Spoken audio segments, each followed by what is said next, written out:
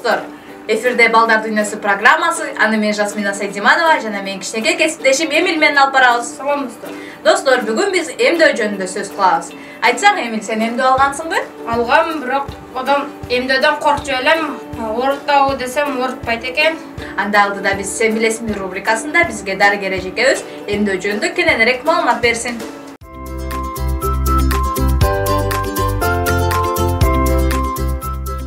Саламатсыңар балдар, мен атым Майдарали кызы Айзада, мен үй бүлөлүк дарыгер болом. Бүгүн мен силерге ошол эмдөөлөр тууралуу айтып бермекчимин. Бул эмдөөлөр силерди 11 инфекциялык оорудан коргойт. Негизинен силер төрөлгөндө ошол роддомдо эле туберкулез оорусуна, кургак оорусуна каршы вакцина аласыңар, БЦЖ вакцинасынан гепатит Б-га каршы вакцина аласыңар. Негизинен силер ошол медайымдарга кайрылып, убагында вакциналарды алып турууңар керек. 1 жашыңарда кызамык, кызылча, тепки деген ооруга каршы вакцина аласыңар. Ушул эле вакцинаны 6 жашыңарда да аласыңар.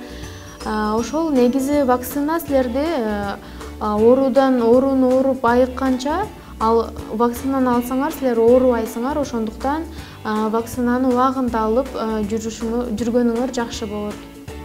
Ошо балдар саламатта калгыла, ден соолукта болгула, ата-энеңерге айтып убагында вакциналарды ошол жашаган жериңерден медайымдарга кайрылып убагында вакциналарды алып тургула. Анткени булар вакциналар силерге терс таасирин тийгизбейт, наоборот силерди оорудан коргойт жана оорунун алдын алат.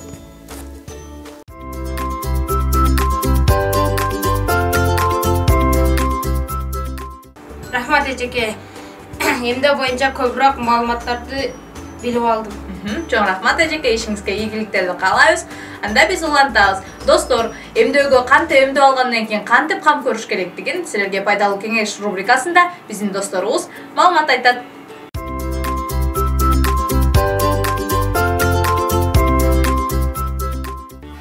Салам достор, менин атым Уланбек жана Абдулла. Бүгүн силерге пайдалуу кеңештер жөнүндө айта кетейик. Эмдөөдөн кийин 3 күн бою эне сайылган жерди кургак кармаганга аракет кылыңыз. Душта жуунуп жатканда аны чүпүрөк менен сүртпөөгө аракет кылып, самын жугузуп албаңыз. Эне сайылган жерди тырмабаңыз. Мончого барууга болбойт. Укол сайылган жерде ар кандай майлар, кремдер жана йод жана башка дары-дармектер менен дарылоого болбойт. Себеби ал ине сайылган жерди оголбиттер дүүлүктүрүп жибериши мүмкүн.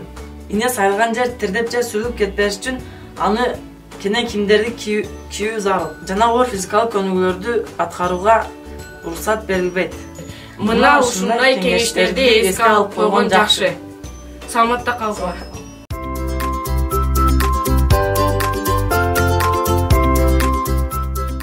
Рахмат достор, азаматсыңар. Рахмат достор, өтө сонун пайдалуу кеңештерди топтопсуңар. Анда биз викторина оюнубузду өткөрөбүз. Викторина оюнубузда эмдөө боюнча 3 суроону силерге беребиз. Эгерде ким бизге биринчи жооп жазса, бизден чакан белек алышат.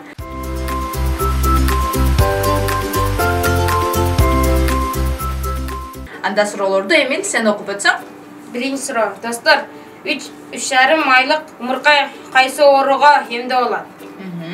Экинчи суроо. 6 жашында кандай ооруга эмдөө болот? Үчүнчү суроо. 16 жашында кандай ооруга эмдөө болот? Азаматсың Эмил. Анда достор, ушул суроолорго жоопторду комментарийге калтырсаңар болот, же болбосо биздин WhatsApp номерге жазсаңар болот.